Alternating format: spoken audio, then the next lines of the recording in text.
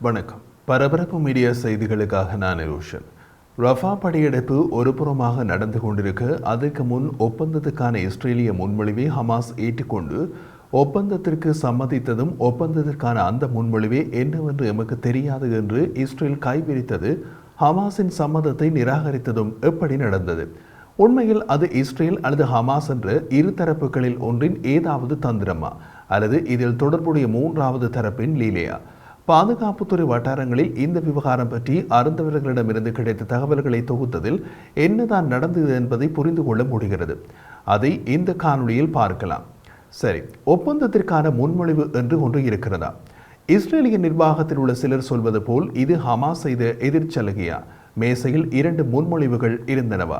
அல்லது இஸ்ரேலின் பதிலை பார்த்து அமெரிக்கா பின்வாங்கிய ஒப்பந்தமா? கைரோ மற்றும் தோஹாவில் நடந்த பேச்சுவார்த்தைகள் பற்றிய விரிவான அறிவை கொண்ட பாதுகாப்புத்துறை வட்டாரங்கள் என்ன சொல்கிறார்கள் பார்க்கலாம். ஹமாஸ் குழு பேச்சுவார்த்தைகளுக்காக வழக்கத்தை விட அதிக காலம் எகிப்திய தலைநகர் கைரோவில் இருந்தது. இஸ்ரேலியர்களைப் போலவே ஹமாஸ் தனது குறிப்புகளை ஆரம்பத்தில் ஒரு காகிதத்திலேயே குறிப்பிட்டிருந்தது. ஆரம்ப குறிப்புகள் இருதரப்பின் அதிகபட்ச கோரிக்கைகளாக இருக்கும். உடன்பாடு ஏற்படவில்லை. ஹமாஸ் தனது பிரதிநிதிகளை வாபஸ் பெற முடிவு செய்தது. ஹமாஸ் பிரதிநிதிகள் விமான நிலையத்தில் இருந்தபோது எகிப்து புதிதாக ஒரு முன்மொழிவை கொண்டு வந்தது. அது ஓரளவுக்கு பரவாயில்லை என்ற விதத்தில் இருக்கவே ஹமாஸ் குழு அதை பரிசீலிக்க ஒப்புக்கொண்டது. விமான பயணத்தை ரத்து செய்துவிட்டு விமான நிலையத்திற்கு அருகில் உள்ள ஹோட்டலில் தங்கி அந்த முன்மொழிவு பற்றி விவாதித்தார்கள். எகிப்து புதிதாக கொடுத்த அந்த முன்மொழிவை கொடுத்தது யார் என்று ஹமாஸுக்கு கூறப்படவில்லை. ஆனால் முன்பு கொடுக்கப்பட்ட முன்மொழிவை விட ஹமாஸுக்கு சார்பான பல அம்சங்கள் அதில் இருந்தன. ஹமாஸ் தூதுக்குழு ஞாயிற்றுக்கிழமை தோகா சென்றது. எகிப்தியர்களும் கத்தாரிகளும் முன்வைத்த சலுகையினை பரிசீலிக்க திங்கட்கிழமை ஒரு கூட்டத்தை நடத்துவதாக ஹமாஸ் அறிவித்தது.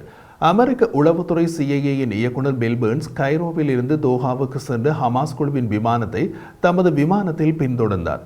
2 நாட்கள் கைரோவில் இருந்த பின் அவர் தோகா சென்றார். அவர் அங்கிருந்து இஸ்ரேலுக்கு செல்வார் என்று எதிர்பார்க்கப்பட்டது. ஆனால் திங்கட்கிழமை ஹமாஸின் பதிலுக்காக காத்திருந்த அவர் புறப்படுவதை தாமதப்படுத்தினார். விமான நிலையத்தில் ஹமாஸ் குழுவுக்கு எகிப்தியர்கள் அனுப்பிய ஆவணத்தில் 2 சிறிய உரைமாற்றங்கள் இருந்தன. ஆனால் அவை ஒரு உடன்பாட்டை எட்டுவதற்கு முக்கியமானவை அல்ல என்று கருதப்பட்டது. இதற்கிடையில் எகிப்தியர்களும் கத்தாரிகளும் கூட்டாக ஏதோ செய்கிறார்கள் என்று இஸ்ரேலிய பிரதமர் பெஞ்சமின் நேத்தன்யாகுவுக்கு கிளிக் செய்தது. உடனே பணிய கைதிகள் மற்றும் கைதி பரிமாற்றம் குறித்து உடன்பாடு இருந்தாலும் இஸ்ரேல் ரஃபாவில் நடவடிக்கையை தொடரும் என்று நேத்தன்யாகு கூறினார். அல் ஜசீராவை மூடுவதற்கான இஸ்ரேலிய அரசாங்கத்தின் முடிவு இஸ்ரேலின் சமீபகால சலுகையை நிராகரிப்பதற்கான மற்றொரு குறிகாட்டியாக இருந்தது என்று எடுத்துக் கொள்ளப்பட்டது. ஆனால் உண்மையில் அது அப்படியல்ல. மத்தியஸ்தராக பங்கு வகிக்கும் கத்தாரில் இது ஏதோ தில்லுமுல்லு செய்கிறது என்ற நேதன்யாகுவின் நினைப்பே அதை செய்ய வைத்தது. ஆனால் எகிப்து மற்றும் கத்தாரால் ஹமாஸுக்கு அனுப்பப்பட்ட ஒப்பந்தத்தில் வாஷிங்டனின் ஈடுபாடு அல்லது அதன் அறிவு பற்றிய கேள்விகள் நீடிக்கின்றன. கத்தார், எகிப்து, அமெரிக்கா மற்றும் ஐக்கிய நாடுகள் சபை ஆகிய நாடுகள் இந்த ஒப்பந்தத்திற்கு உத்தரவாதம் அளிப்பதாக இந்த ஆவணத்தின் ஆங்கில மொழி பதிப்பில் தெளிவாக குறிப்பிடப்பட்டுள்ளது. திங்கட்கிழமை ஹமாஸ் ஒப்புக்கொண்ட போர் நிறுத்த ஒப்பந்தத்தை அமெரிக்கா ஒப்புக்கொண்டதா இல்லையா?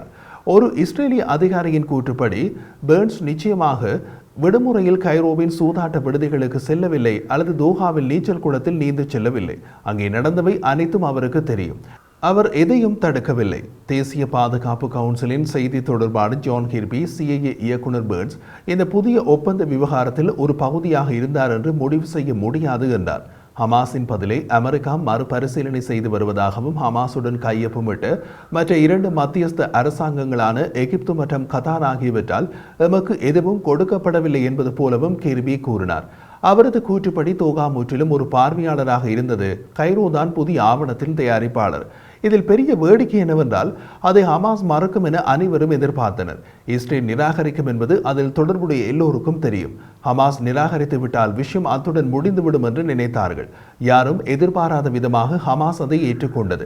இஸ்ரேலுக்கு கண்ணை கட்டி காட்டில் விட்டது போல இருந்தது. ஹமாஸ் ஒப்புக்கொண்டது எந்த ஒப்பந்தத்துக்கான முன்மொழிவு என்று அவர்களுக்கு ஒன்றுமே புரியவில்லை. ஆனால் ஆச்சரியமான விஷயம் என்னவென்றால் இஸ்ரேல் நிராகரித்த ஒப்பந்தத்தில் அமெரிக்காவின் ஒருவித ஆதரவு இருந்தது.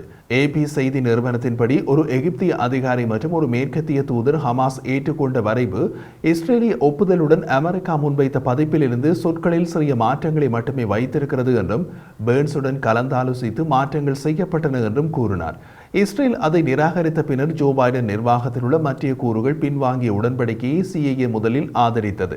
இப்போது திரை விழுந்து விட்டது. மேடையில் காட்சி மாற வேண்டும். இது பாகம் 2. யார் என்ன புதிய பாத்திரத்தில் தோன்றுவார்கள் என்று பார்க்கலாம்.